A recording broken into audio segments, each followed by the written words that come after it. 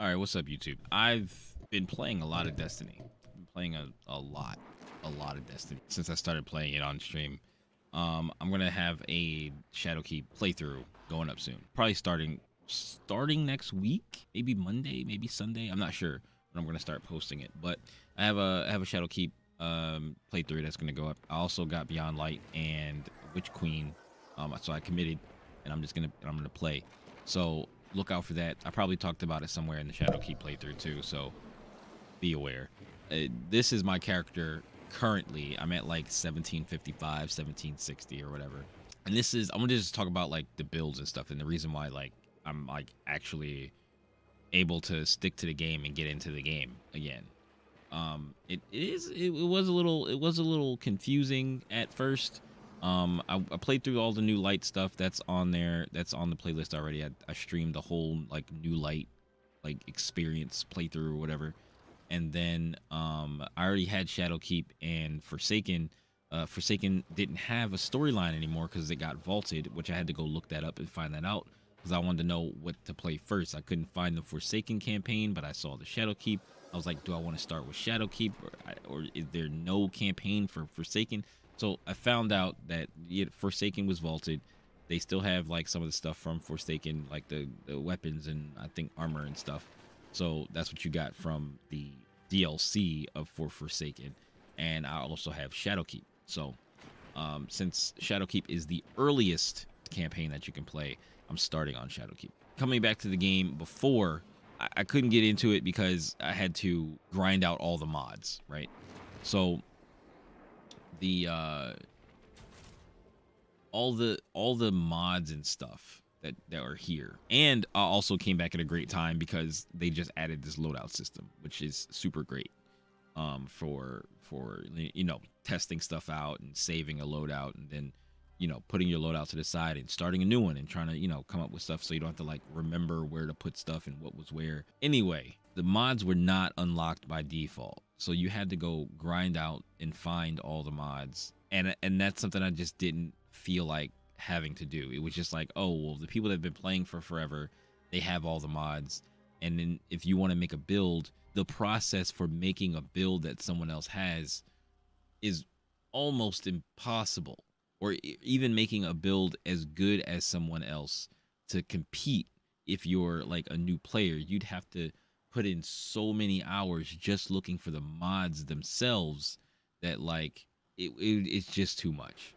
So they unlocked all the mods, right? So you can just go into a piece of armor and you can just choose which mods you want, right? The only reason why these are grayed out is because I don't have any more energy to put them in here. But if I were to remove all these mods, then you would be able to see that, like, say for instance, if I did all the mods, you see these light up now, right? So, I could just fix that real quick. Okay, I put it back. I just went and reloaded the loadout again, right? So like if you change a bunch of stuff and you have it saved, you can just go back to loadout and click on it, load it back up.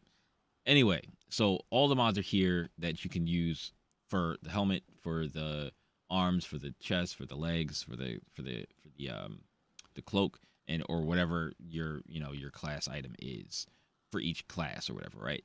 So I think there are some other special mods for like special pieces of armor that don't show up in all of the armor, but like it's there if it's that piece of armor. Like there's like I think there's like an Iron Banner mod. There's like a mod for like the Deathbane armor or something like that. Like there's a bunch, the Nightmare Bane or whatever it's called. I forget what it's called. But there's special mods that only go on those armors, and those slots are there, and you can just fill them in with whatever you need. Now that they have all the mods unlocked, I was able to like mess around with builds, but like in the beginning I didn't know how to do that. So I was like, all right, what I'm going to do is I want to just sit here and try to make a build. I was like, well, what do I want to do, right? What did I want to do? I think I wanted my grenades to come back. No, it wasn't my grenades. I wanted my melee ability to come back as fast as possible.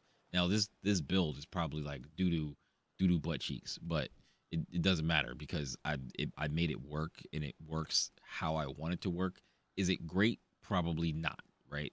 But it helped me to understand how to create a build. I looked stuff up and had some guidance from some YouTubers and stuff like that, and made my own build, and it was like, okay, you know, this works out. You know, basically what the build is just trying to get weighted knife. The core of the build is just gambler's dodge and weighted knife. That's it. That's the core. And then like trying to figure out, well, what else am I gonna do? How am I gonna get my weighted knife back if I miss, right? So that's where the Monte Carlo came in. So Monte Carlo gives back your melee ability based on like the damage that it's doing. So like if you're laying into a boss or whatever, just firing off and just doing damage, it starts to charge up your melee ability, right? And then if on kills, like so if you have like a bunch of enemies, you know, on kill, it has a chance to instantly refresh your melee ability. That's why I use this weapon, just for that. So like if I miss, like say for instance I throw my dagger, I do some damage, I use my class ability near enemies, and then I get my dagger back, I throw the dagger again, and then say for instance I miss, right? So now I don't have my class ability, I don't have my dagger. I just fire a bunch of shoot a bunch of enemies with the Monte Carlo, get back the dagger, and then like I can throw the dagger, precision hit something with the dagger, get my class ability back, dodge with my class ability, get my dagger back, so on and so forth, right? And then miss Monte Carlo, whatever. That's pretty much the core of the build. Everything else is just like trying to like use my class ability to get some super meter, or use my class ability to get some grenade energy back, or using grenades to get super meter, and then just keep going and just trying to have stuff flowing in and out of, you know, the meters, and trying to keep everything going up, right? I basically was trying to make an all-around build for solar, which it sucks. It probably sucks, but I got it to do what I wanted it to do. Today I started to do a new one. I did a void build because I was like, okay, I'm gonna do a void build. So at first I was using hard light on this, or actually no, I was using this SMG. This SMG probably sucks. You know, I've been looking into what god rolls and stuff are, and good rolls, and you know, stuff. If it works for you, it works for you, that kind of thing, right?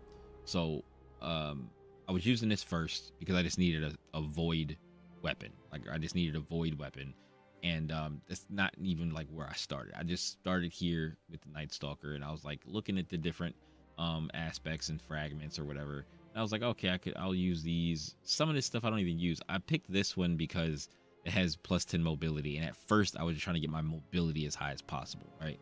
And then I was like, oh, intellect, maybe I'll do a super build with this, right? And it never turned out exactly the way I intended it to, but whatever. Then this one says defeating weakened targets with precision final blows creates an orb of power and a void breach, right? So defeating weakened targets with precision final blows creates an orb of power. In a void breach, dimensional rupture teaming with void energy, when picked up, void breaches grant class ability energy. Cool. I didn't even pay attention to that. I don't even know if I've been picking up void breaches. I'm not sure because I haven't really been defeating weakened targets. I only use my super but so often, right? But I get super energy back anytime I use my class ability near enemies, right? All this stuff is just like super folds into each other and all that kind of stuff. So then I got this one. Is for devour. Picking up a void breach or an orb of power grants you devour, and then I have something else when you devour. I forget. I wanted to use devour for something, but I ended up not. This one I just put dodging makes you invisible, I think to give me the extra slot. I'm not exactly sure how that works, but that's what I did. And then this one, defeating weakened, suppressed, or volatile targets grants invisibility and true sight. Anytime there's a volatile target, like when I'm shooting them with volatile rounds or whatever, I go invisible and I get true sight. Cool. Then this gives you when you dodge, you get your class. You get your weapons reloaded. This one doesn't really do that much for me. Oh, this one weakens target. Okay, see, I literally just came up with this build like right before I made this video. I just wanted to talk about it, right? So then vortex grenade. I stopped using vortex grenade. I started using scatter grenade, or what was the other? Not scatter grenade, but I think it was this Axion bolt. I was using this one because it seeks out targets. Whatever, cool, right? Doesn't really matter which one I use. Even if I use the one that's 2 minute, 30-second cooldown, usually I get it right back. So basically what I do with this build is I was using. Did I not see? Did I? Oh no. I did. Okay. Um, so this one on the helmet, I have Dynamo, which is reduced super cooldown when your class ability when you use your class ability in your targets. So I'm always doing that, right? I'm always using my class ability to help get, my next orb, right? There's it's gonna come later. Like class ability helps me get an orb. Void Siphon, when you kill 2 enemies really fast together, you get an orb. So that's 1 orb. Then this one is when your grenade final blows give you an orb. So that's a 2nd orb. Then grants class ability energy when you cause damage with a grenade. So you get class ability energy. So if you use your class ability energy, or use your class ability and then your grenade or your class ability is down and you have your grenade back, you get, you get energy back from that. Then I have here charged up. I have 2 of them on here. I don't even think I need 2 of them on here, but I have 2 of them on here. I would have put a 3rd one on there if this chest was level 10 or 9 at least. Not level 10. If it was level 10, I would have put a 3rd one on here.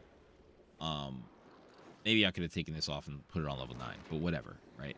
I don't think I need it. I don't think I need it because it may work with just having 4 armor charge, right? Because I only need 4 armor charge to get my. I need 3 armor charge to get my grenade back, which is this down here. But then I have down here on the boots, I have reduces class ability cooldown each time you pick up an orb of power, right? So that also, reduces my class ability, makes my class ability come back faster. So I have it available if I need it to get another orb. Picking up an orb of power grants you 1 additional stack of armor charge. So every time I pick up 1 orb, I get 2 stacks of armor charge. So I only need to pick up 2 orbs to get 4 armor charge. Looks like the Fallen are bringing in a glimmer. Oh gosh. Keep a sharp lookout. So then, after using your class ability, your next weapon final blow spawns an orb of power. So this was the one I was like, this one I needed something else that was a little easier than shooting 2 people at the same time to get an orb of power. So I found this one and I was like, all right, I'm gonna use this. Then finishers restore grenades. So this is like the important part. This is what I use my armor charge on, is using this finisher.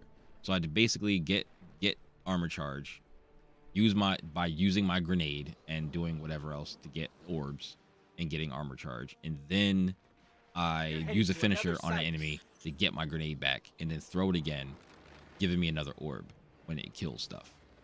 Then I kill 2 things, get another orb, that's 4 armor charge again, and then use it, and then just keep looping that over and over again, right? That's pretty much it. I don't know if this build is great or not. Like it probably sucks. I assume that it sucks, but it's like the 2nd build that I've ever made, and I just thought it was interesting, so I'm gonna make a video about it. Look out for more Destiny stuff on my YouTube channel. And if you have any builds that you think are like this but better, I'll probably go look them up on YouTube anyway. But if you have any other ones that look better than this, let me know. All right, peace.